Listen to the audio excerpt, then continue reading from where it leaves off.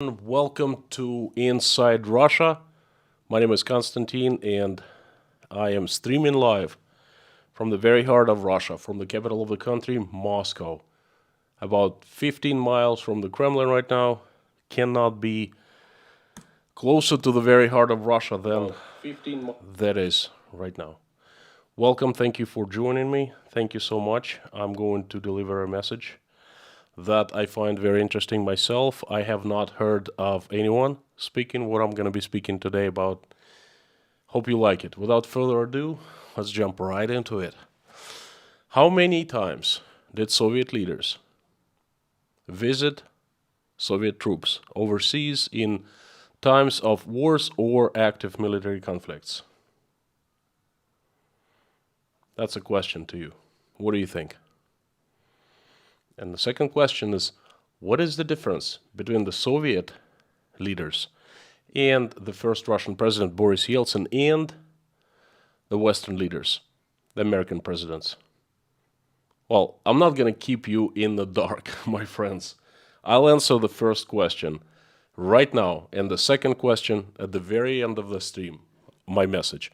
Again, my streams are always divided in two parts. First is the message, about 20 to 30 minutes, and then I'd like to turn on the comments and converse with you. So the answer to the first question, how many times did Soviet leaders visit Soviet troops overseas? Zilch. None. A little bit of history. It all started with Joseph Stalin, World War II, the bloodiest, the worst war in the history of humankind, I think. Russians alone lost from 20 to 30 million people, according to different estimations. Every single Soviet family was affected. My family was affected. I lost my two grandfathers, well, distant grandfathers. Two brothers of my grandfather were killed in World War II. How many times did Joseph Stalin, who was conducting the management of the war, how many times did he go to the front lines to support troops, to shake hands with soldiers, officers, generals? None. Was a strange guy. Now, moving to Nikita Khrushchev, who succeeded Joseph Stalin. I don't think that Nikita Khrushchev ever started any wars. He was concentrated on different things. But there were quite a few military bases outside of Soviet Union in the 50s and the 60s, and Nikita Khrushchev never went overseas to military base, one single military base of Soviet Union to support and just meet the troops. None. Moving to Leonid Brezhnev. Oh boy, Brezhnev is a huge, huge figure in the Soviet history. He was quite a guy, you know. He was the one who started the Afghanistan war. Invaded Afghanistan in 1979. His personal decision, he was responsible, he held complete responsibility. How many times did he go to the front lines in Afghanistan, to Bagram Air Force Base, to Kandahar Air Force Base? How many times? Zilch. Zero. None. Now let's move to Mikhail Gorbachev. Ha! Another figure. Whoa. Oh, wait. No. Before Mikhail Gorbachev, I'm running in front of a train, so to speak. Before Mikhail Gorbachev, let's go to Andropov, who succeeded Brezhnev in becoming Soviet leader. Andropov, the former KGB chief, okay? Ever powerful man. Ooh, sinister person. How many times did the former KGB, who understood very well what was going on at the front lines in Afghanistan, he knew exactly what was going on. How many times did he go and visit Soviet troops? Zilch. He was succeeded by Konstantin Chernenko.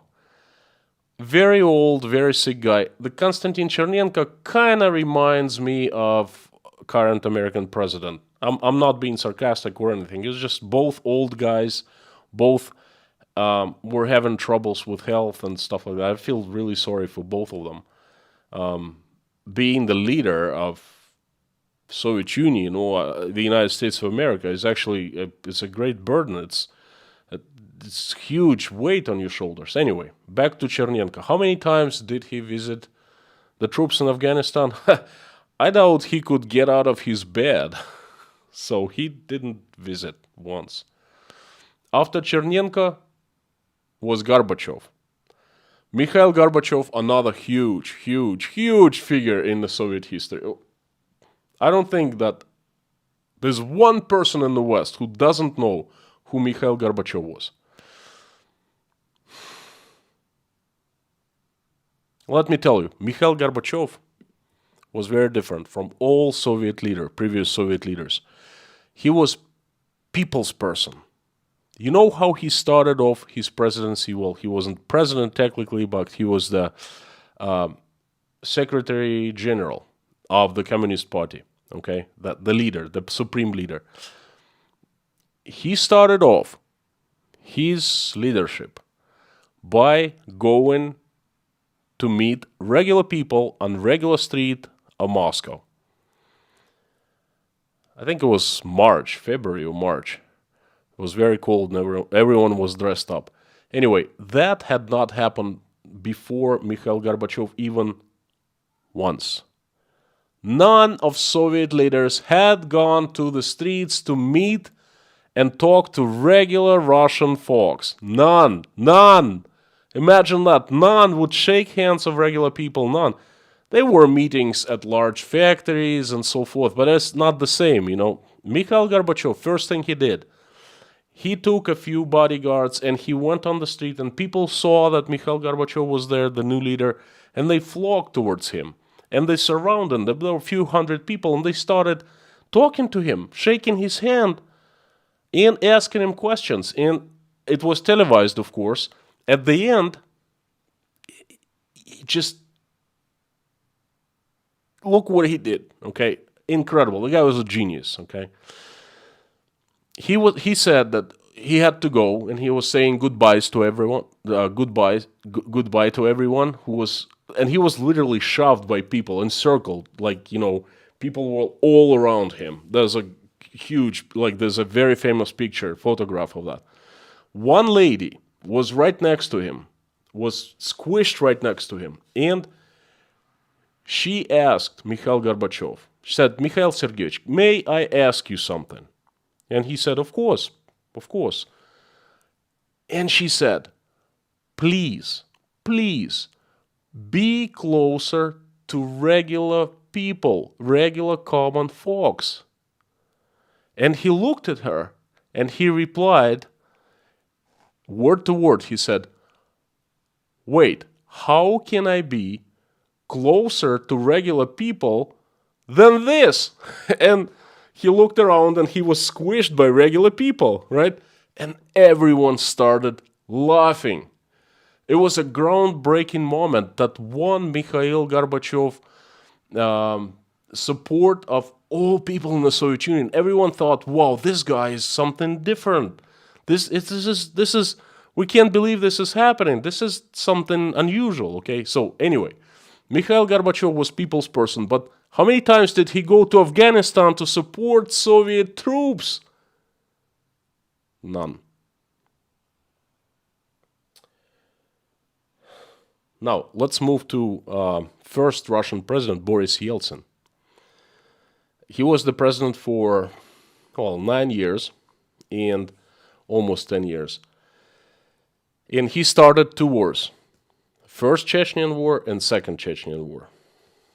How many times did he visit troops in Chechnya, in Grozny, or in villages around Grozny, all over Chechnya? Gosh, perhaps even outside Chechnya, where it was safer than in Chechnya. Not once. It was not even heard of. Like, we didn't even think he could do something like that because he was preoccupied with other things. He would go missing from the public space for months, and people would start asking questions, and when it would get bad, real bad, it would be a long time without him showing up, then his surrounding would answer something like, Boris Nikolaevich is working with the documents. And everyone knew what it meant, you know. So he never visited troops.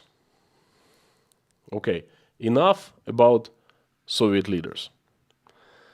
I'm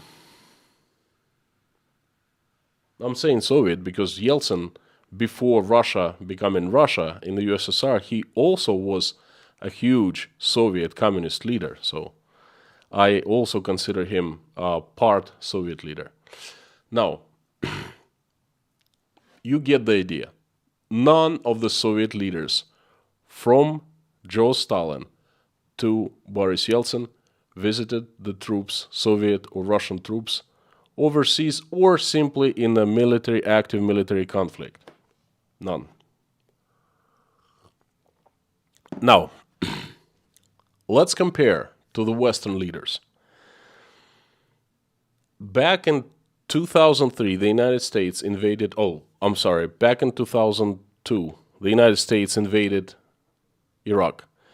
That invasion I opposed very strongly, and a lot of people did. I disagreed with that move by the USA, but hey, it happened. On Thanksgiving of 2003, U.S. President George W. Bush made a surprise visit to Iraq, to Baghdad. I could not quite believe it. I had been so used to presidents and leaders of my country never visiting hot spots, hot zones with active military conflicts. I hadn't even thought it was possible. And all of a sudden, George W. Bush goes to Iraq. And I said, wait a second. Perhaps other American presidents also had gone to military conflicts. And it was a very quick research. Turns out that the first trip to visit overseas troops in the United States happened in 1943.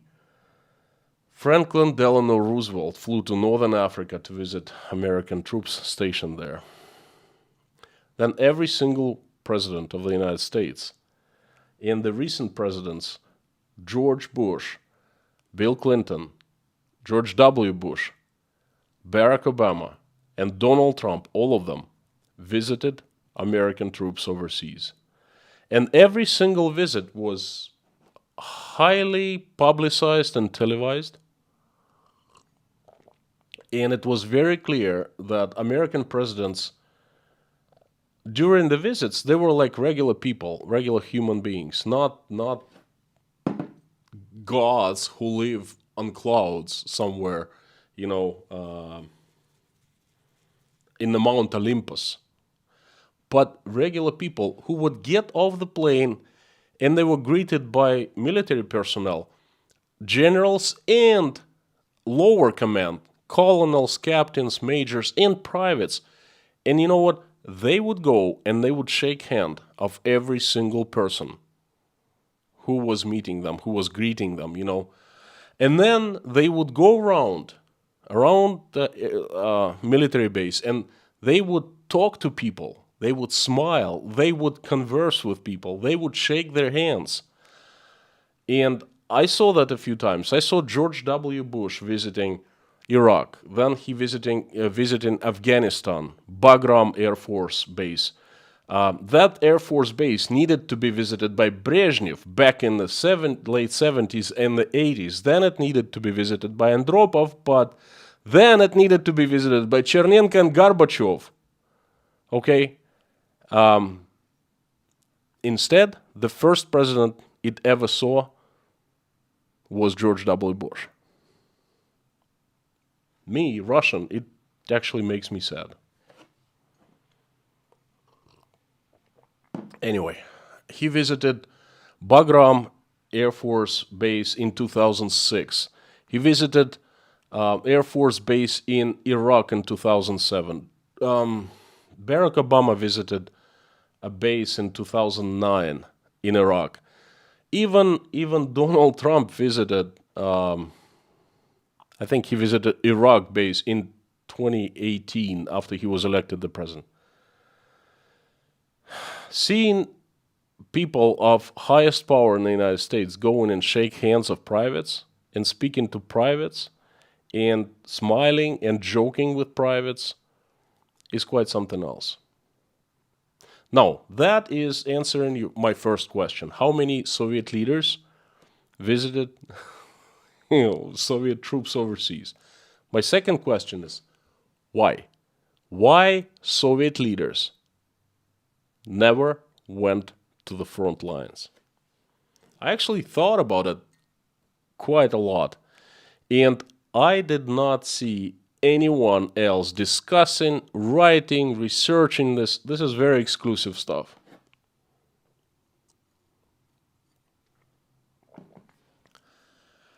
There are different approaches to getting power. In the Soviet Union was one approach. In the United States and in the Western countries, it's completely different approach. In the USSR, the approach was this. There was no general election vote. To elect the leader, supreme leader.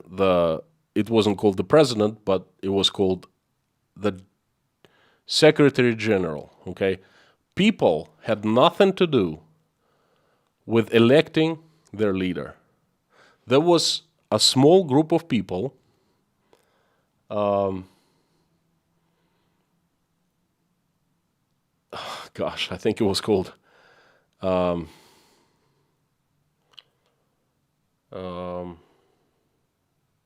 General Assembly. General Committee, Центральный комитет, General Committee of the Communist Party of the USSR. And the supervising committee was called Politburo.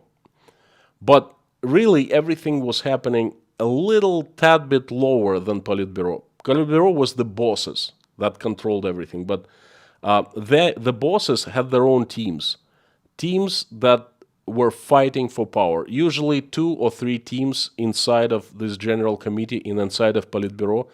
And boy, that was a huge fight for power. And whoever won, whoever had more allies, because the vote was done within this body of the government, small body. So you needed friends and allies. You needed to make pacts. You needed to make partnerships, friendships. Okay, only that way you could squeeze your way into becoming the supreme leader. That was the Soviet way. So people had nothing to do with electing the leaders. And once the leader was elected, he usually stayed for life. And he was not responsible in front of people. He didn't need to answer to people because people did not elect him. He answered to these groups, basically didn't answer, but kept them satisfied, kept the promises, kept, the fight going, so to speak. Therefore, there was no need to do these things such as visiting the troops overseas, going meeting people on the streets and so forth. Why? Why bother? Because all energy, all actions were directed into a different way, okay? How to keep power. Because it's easier to get power than to keep it, okay? That's where the fight was.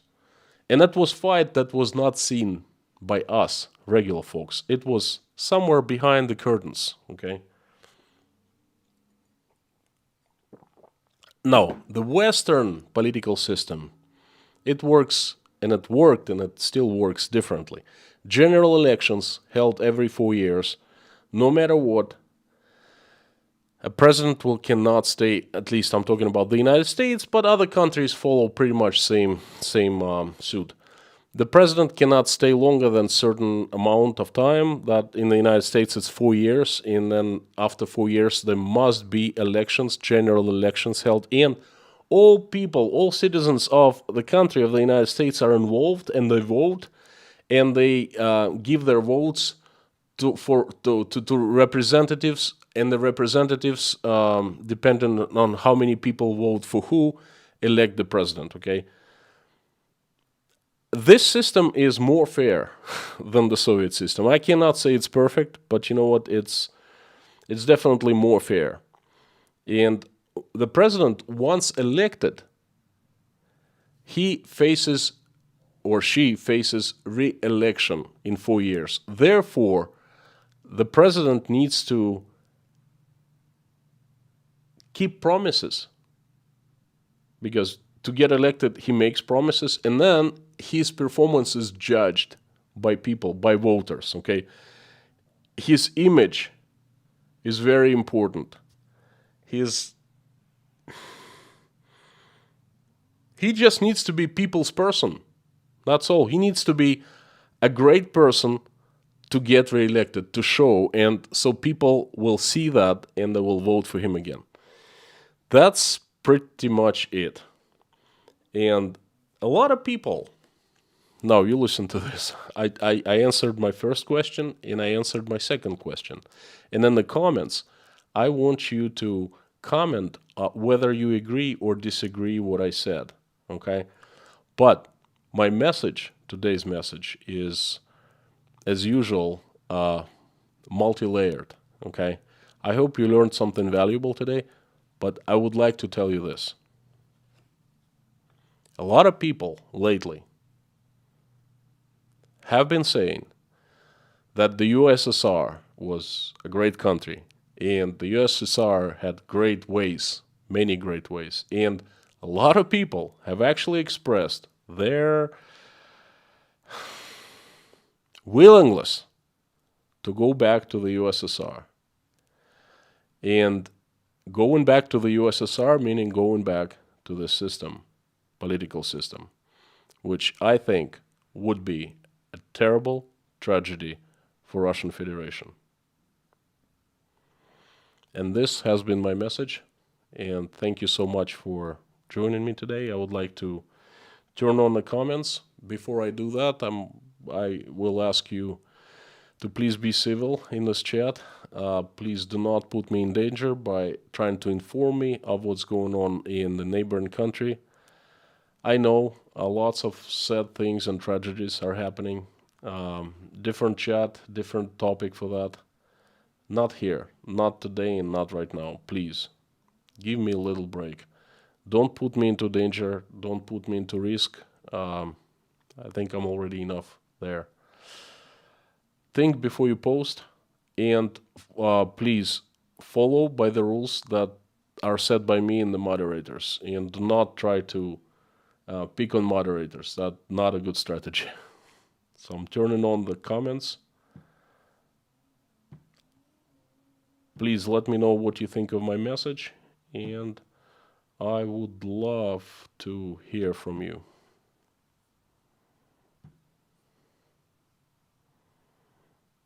Lorna, Mommy, Lorna number 1 today. Mommy second, and Reese Gray is third. Great to see you, friends. Thank you so much for joining. Reese Gray with a super chat. All right. Thank you, Reese. Hello from Canada, Mr. Popular. This time it's long time to see. No see for real. I appreciate the history lesson. It was very interesting and I agree with your opinion.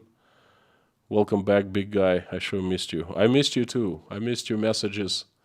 Thank you so much. Thank you. Well, I'm back.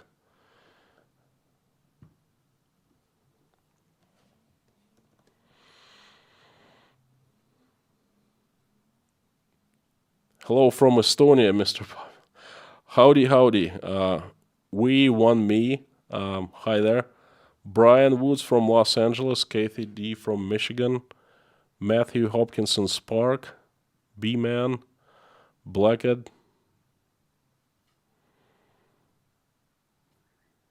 Jimmy Penrose from Edgecombe, Maine, my fellow Mainer, great to see you, thank you. Howdy everyone, Pure Tone, Tim, R Nobody, Ray, Sylvia, Shane, Sandy Workman, Just Terry, John Wakamatsu, Scott, Liz, Frank, Millie Ways. It's me. Howdy, howdy, George, Mel, Piet. Good evening from the Hog. Very famous place. Good evening. Howdy, howdy. BL Pirog. Thank you so much. The US presidents also worked in the line and served food to the troops. It seems sort of like a tradition.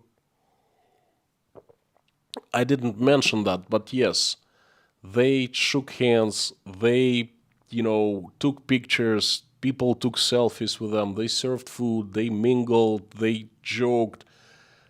It was such a different world for me, the 20-year-old, when I saw that, because I had used to such a different picture.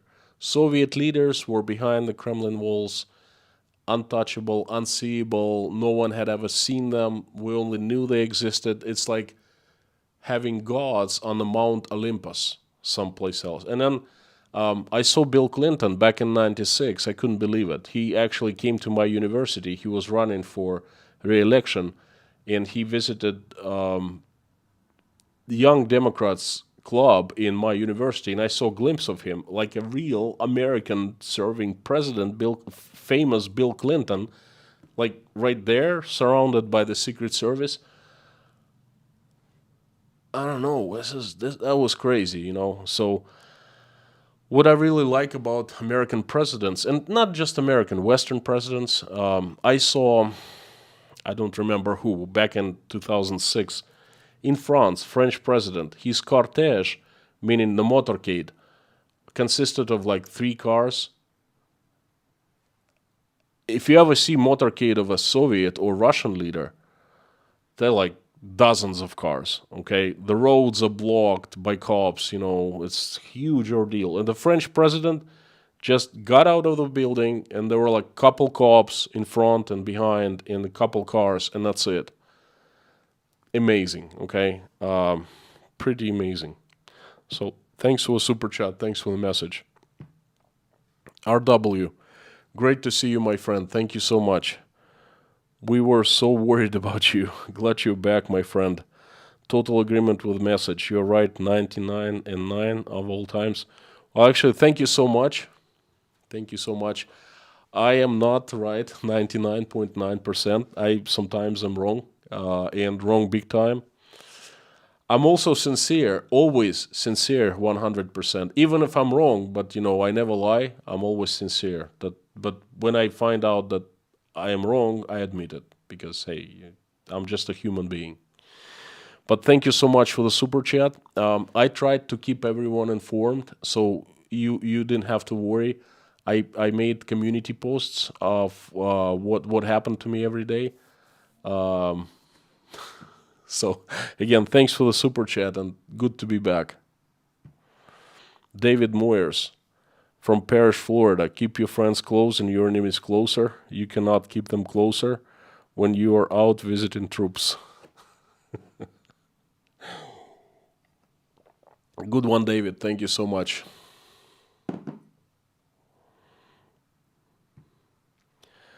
Michael Milkevich. I hope you feel good. Please let us know what's up, what's happening with you. Enjoyed the topic. I'm very glad you did. Thanks for the super chat, and much appreciated and much needed.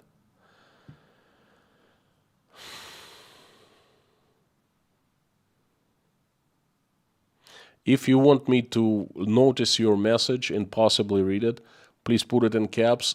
That way I at least have a chance to see it and read it. Otherwise it'd be very difficult. Bob S., welcome, and thank you for joining, Bob. Great to see you. Brother Randall, hello from the USA. I agree with what you said. Thank you so much. Ludmila Hopkins, good to see you. David Moore, howdy, howdy.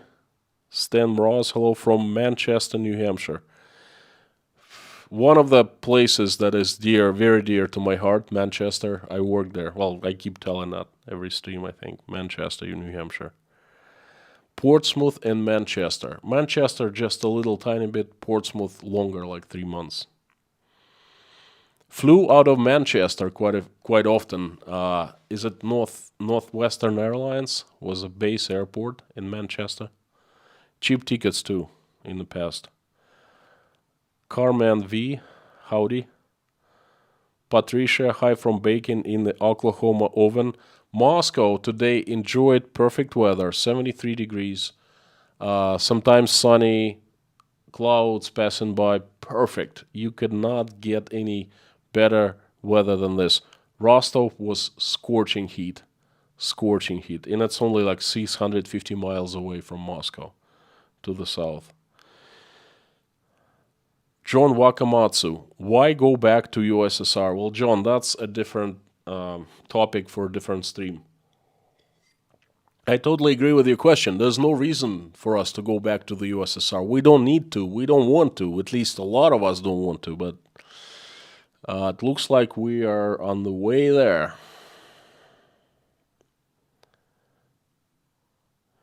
Bob, let me pin your message. Thank you so much. Rudy, howdy from New York, New York.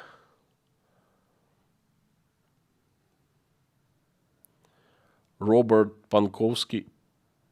Are Russians not tired? I'm not sure what you mean. Babs 56. Hi everyone, good to see you, Kay. You need rest. Yeah, I do. Well, I actually rested yesterday and today. It was much better than it used to be, Lightning is really bad. I have shadows under my eyes, not because they're shadows, but because their lightning is really, really messed up here.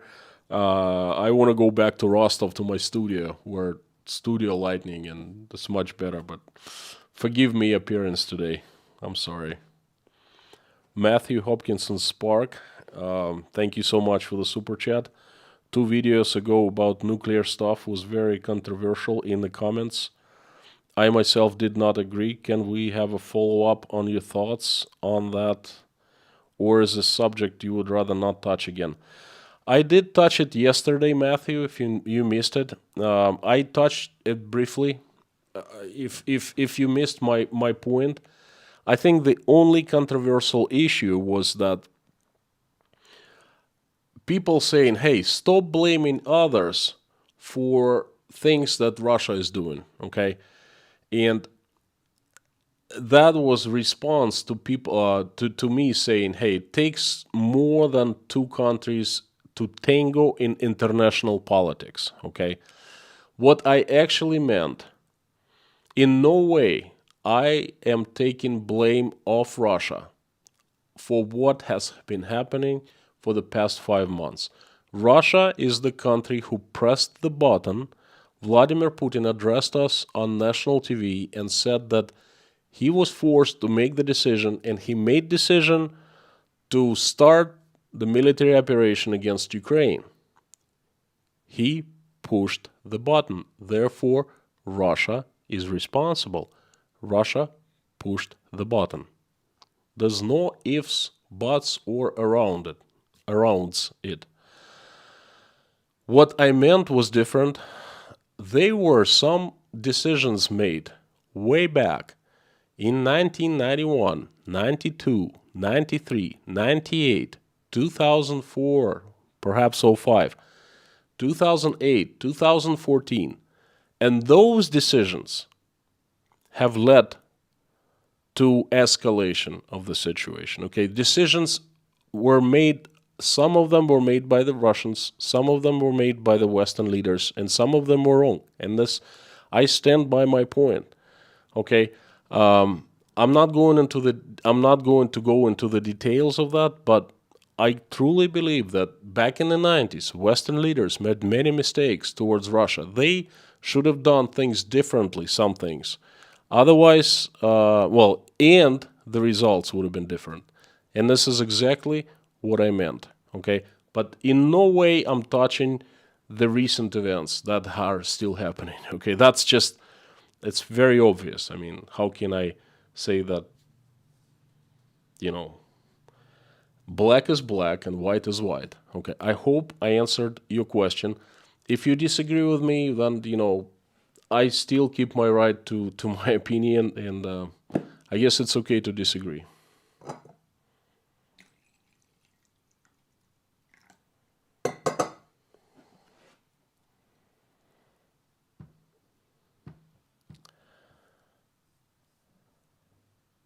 We have a new sponsor, Andrew Scholdes. Welcome to Inside Russia. Thank you for becoming a sponsor. Oh, so many comments. Northern Grace is here. Joy. Ryan Cameron. Hello from Newfoundland. Fantastic place. Howdy, howdy. Redondo Beach, California. Love your content. Thank you so much, John. Redondo Beach. I passed through Redondo Beach. Very nice place. Southern California. My God, that's heaven.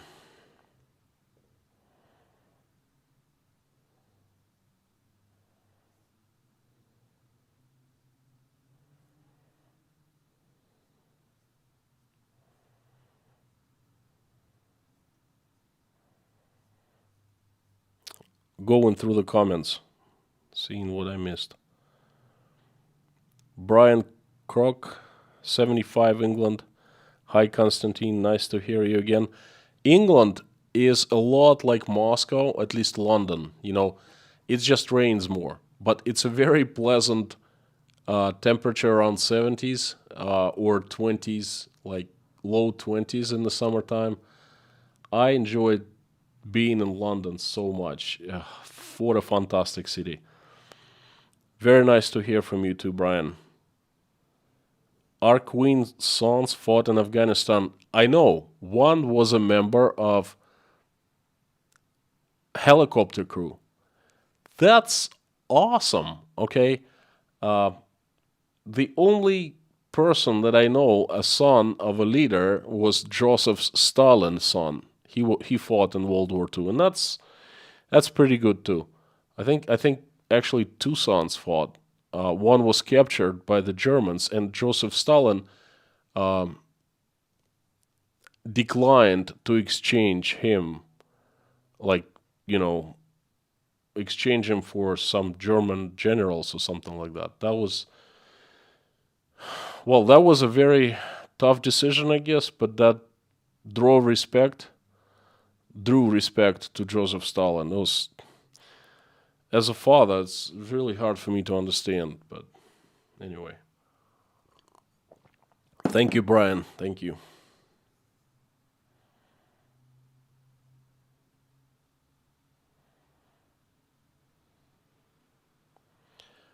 Millie Ways, don't sell Biden short. He was eating pizza with U.S. troops in press show in March.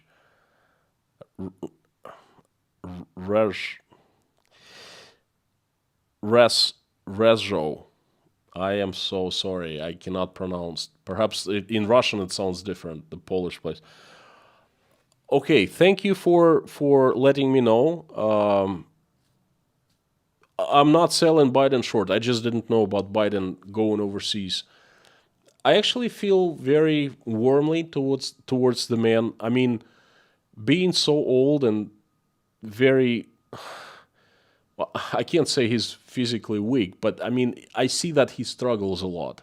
Okay, he's like late 70s, and I see my relatives in early 70s, and they struggle a lot just to live day by day because it's just old age. Some of them are sick. Running a country, the United States of America, at that age is an act of courage and, I don't know, heroism, perhaps, because I can't even imagine how difficult it is for him to travel, to meet people, to hold meetings, like constantly. It's exhausting. So my respect to Joe Biden. I don't think that he's doing that great of a job, but he's trying. That's for sure. He's trying. Douglas Cobbler, thank you so much for $5. Fun fact: 8 presidents served in World War II. Thank you so much. It's actually a fact that you can be very proud of. B-Man, thank you.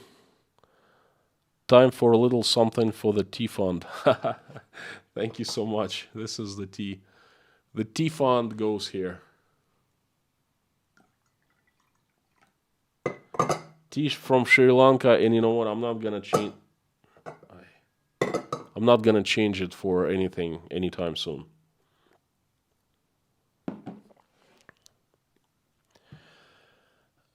The T Fund bought me a new camera today. I bought a tiny action but very good camera made by DJI. So that's from the T Fund as well. There will be more good footage. Thank you so much. Milan Placek, Inside Russia, what do you think? Do sanctions hurt Russians or the United Nations more? Milan, thank you so much for this question. It's a very ambiguous question. Not easy to say. When the 24th happened, on the day of 24th, I foresaw that there would be many, many sanctions, a huge hit to Russia and the Russian economy from the West. What followed exceeded what I had expected, okay, because it's really hard for me to tell you how our lives have changed, how many companies have left, how many stores have closed, how many design bureaus have been shut down, how many people were laid off looking for jobs, how many Russian economy is trying to change itself, not the economy, but the government is putting so much money into the engineering, development of industry, local industry, domestic industry. I'm seeing it with my own eyes. I'm inside some of the processes, okay? At first I thought that Russia is going to not fall apart, but is going to hurt tremendously by the sanctions very fast. 3-4 months. Well, it's going to be 5 months, right? Yeah, 5 months soon. We have been hurt big time, but it did not happen fast, okay? Russia is still doing fairly strong, and what is happening, the increased prices for oil and gas, for especially oil, they have been filling Russia with money. But that will change soon, because Europe will cease to buy Russia's oil towards the end of the year, and Russia will be hurting more and more. What I did not really expect that much is that the European Union will be hit by the sanctions backlashed tremendously, okay? I thought that the sanctions would hit the EU as well, but I didn't think it would be that bad. I think at this point, sanctions are hurting both Russia, well, Russia more than the United European Union, and especially in the long run, because Europe will rebound fairly soon, 1 to 2 years. Russia is still going to be going through the hardship, meaning the sanctions will be working for a couple years, just getting started for a couple years, okay, if nothing changes. So in the long run, Russia is going to be hurt so much more because Russian economy is completely turned upside down. But the European Union is also hit very hard. due to dependency on Russian gas, Russian oil, and all of that stuff. And European companies lost so much business in Russia. So many companies have been pulled out. I understand it's bad for Russia, but come on. It's bad for the Europeans as well, because they were selling their services and products to Russians, a huge market. It's been closed, okay? It means less profit, fewer jobs, fewer taxes for the European countries. So that's a huge backlash. I hope I answered your question. It's actually a question for a different stream, not just for this conversing.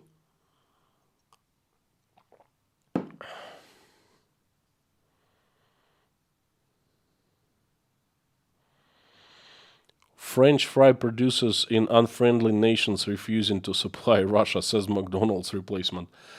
That is true, okay, but I'm just wondering, what did McDonald's replacement think before? It thought that everyone would jump and start selling French fries, exporting French fries.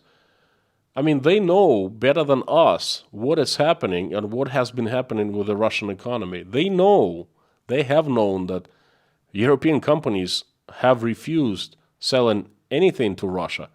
Why would they sell French fries? Okay, these people should have known better.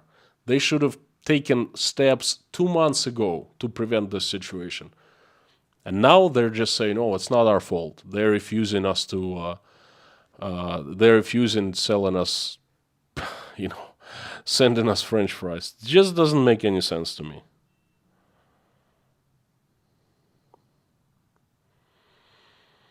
Thomas, talking about Afghanistan, who is strongest, USSR 78 or Russia 2022?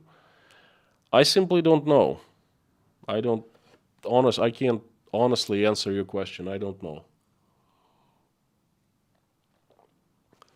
Jimmy, everyone's been through the Manchester airport. That's pretty cool. Shirley Wallace, American president knows he's asking soldiers to make the ultimate sacrifice. Agree. And you know what? That is very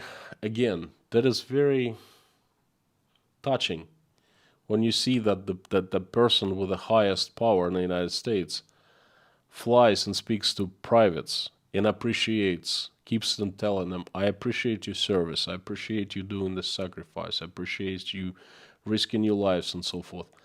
That's what I think, in my picture of the world, that's what the presidency should be about. This is what the political system should be about. It's about including the little man into the process,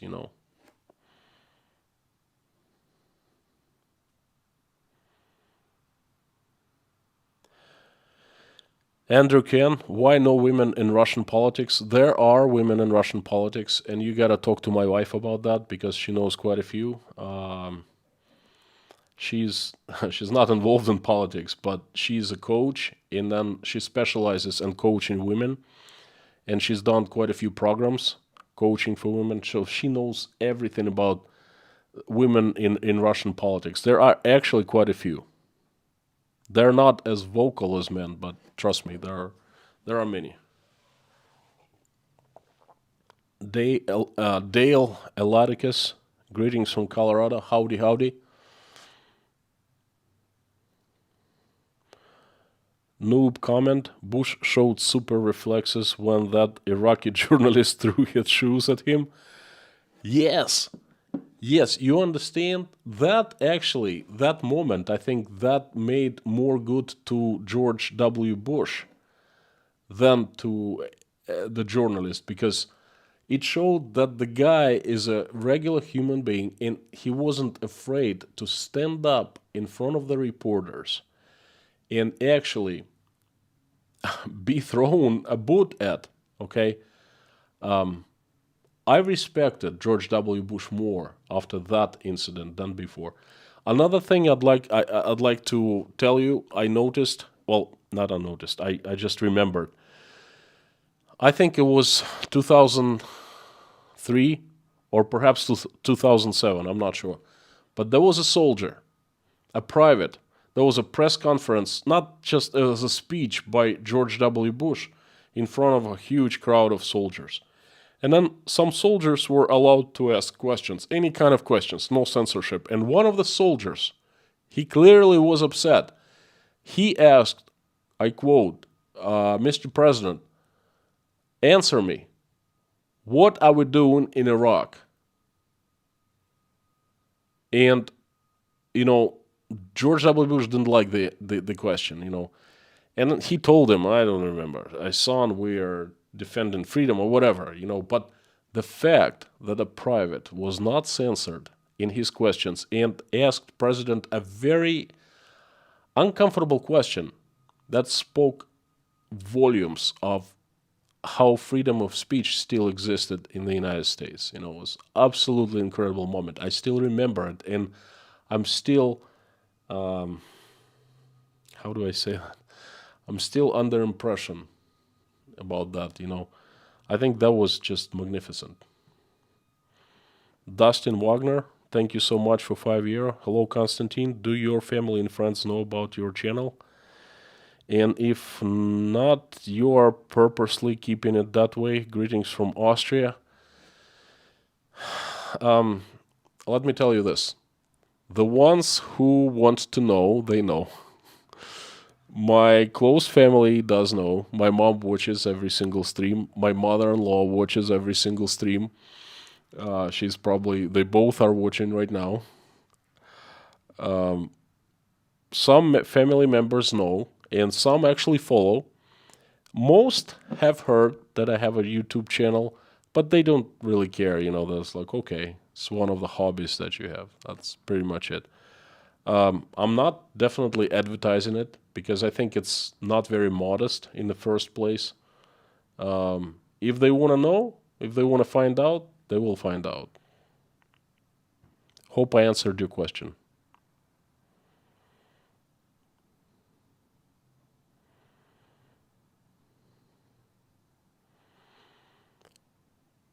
Patrick, great. We as citizens can talk even when our governments can't. Patrick, thank you so much for this fantastic comment. This is one of the very core ideas behind my channel and my work. It's not easy to actually come back here in front of the camera, set everything up, come up with a topic that somewhat is interesting to people, and deliver for 1 hour every single day. Trust me, it's not. I would rather be sleeping right now, okay? But I think it's hugely important for this very reason that you stated. It's hugely important for us to communicate, talk, when our governments cannot.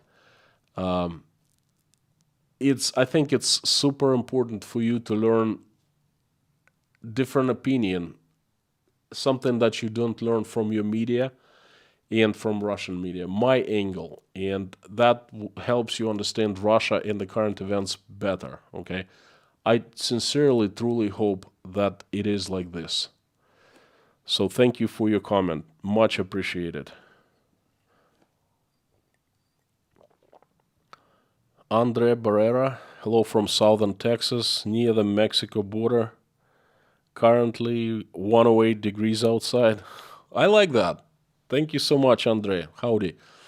I like that. I was born in the south. Give me 108, give me 110, as long as it's not humid. I don't like humidity. As long as it's dry. And I understand it's desert where you at and it's dry. And it's like being in an oven. I like that.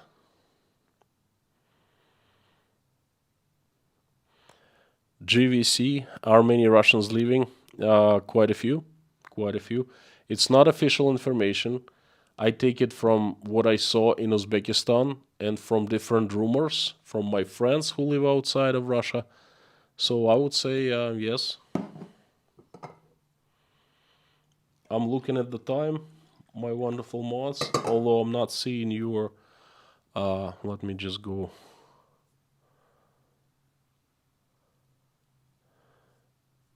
I can't believe no one is signaling time.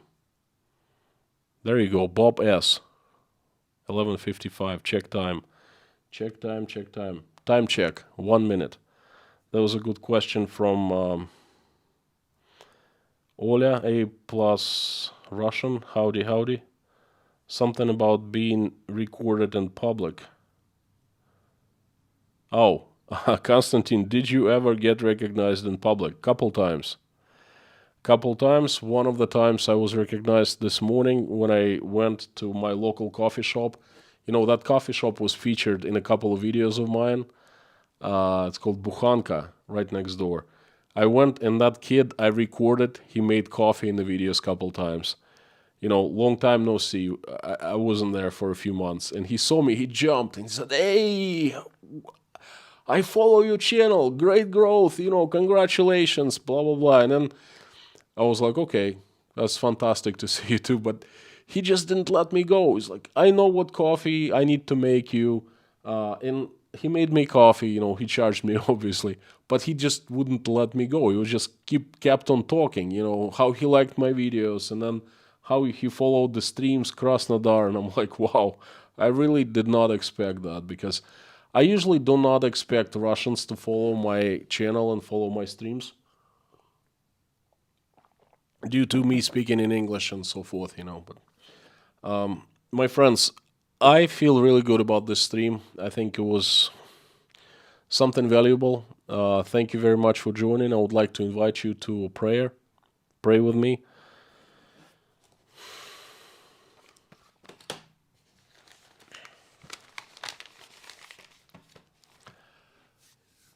Dear God, thank you so much for giving us this wonderful Sunday. Thank you for putting food on our tables, for giving roofs over our heads, and surrounding us with people who love us and care for us, and who we love and we care for. Please help our children, keep them safe and keep them healthy, because they are the most valuable thing in the universe that we have. Please help to stop the bloodshed in Ukraine as soon as possible. Reach out and touch hearts of people who make decisions whether to keep on going or stop the bloodshed. Fill their hearts with love, mercy, compassion, forgiveness.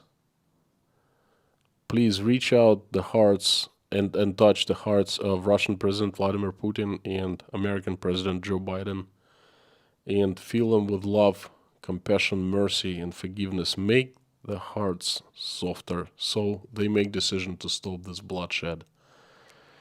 Please help everyone in Ukraine who's been affected, and hear and listen and hear their prayers, answer the prayers, and make their wishes come true. Please give them strength and just send happiness their way, people who have suffered. Please send angels to help everyone who is in Ukraine now. The Ukrainians, the Russians, other nationals, everyone. Please help my country, Russia. Send an army of angels with sharpest swords, led by Saint Michael, so they get rid of the demons that have hijacked my country and run my country and make it shine and make it righteous. Please help everyone who's helping Ukraine and Ukrainians right now, opening doors of their homes, opening their wallets, praying, sending wishes, good energy, vibes. Please help them. Please help pregnant women who are making decision whether to keep the baby or not. Talk to every single woman like that, in that position, and so that every single woman makes the right decision. And please help every single person, potential immigrant, refugee or migrant who fled the country, fearing for his life or her life. Please send good people to these poor folks. Thank you for bringing us this virtual community becoming the real community. Thank you for giving us opportunity to pray, and please hear and answer prayer of every single person who is praying right now or watching us pray, and make their wishes come true. I would like to ask for a few people. They are Nine Veka, Michael, Elena, Natasha, Jake, Michael, Oля, Dasha, Sky, Igor and Bonnie, Buzz and Mary, Jean-Paul, Paula, Janine, Michael, Marlene, Narnian Lady, Susan S., Freddie, Carol, Fiona, Susan, Ellen, Stephen, Michelin, Priscilla, Martin, Allison and Dave Moyers. I found Waldo, Liz, Deborah, Donald from Wisconsin, who is asking for himself and his country, the United States of America, Ariana, Liz, Bruce, Kayleen, Michael, Thomas, Tony, Bob, Jessica, Minutes to Midnight, Sandy. And I would like to ask for everyone who's sick down with CV-19, please help everyone. Have them get better soon. Who is down with a serious disease, cancer, diabetes, who's waiting for surgeries, please help every single person. And I also would like to especially ask you for help for 3 kids. They're Maverick, Sebastian, and Britzel Landers. Please make your miracle, show mercy, show love, show miracles to these kids and their families. Thank you so much, dear God. Thank you, Jesus. Amen. My friends, thank you very much for joining me, listening to my message, conversing, and praying with me. Thank you.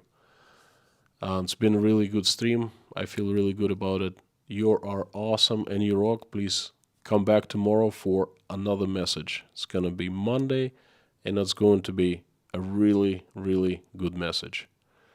It's time for me to go now. Thank you again.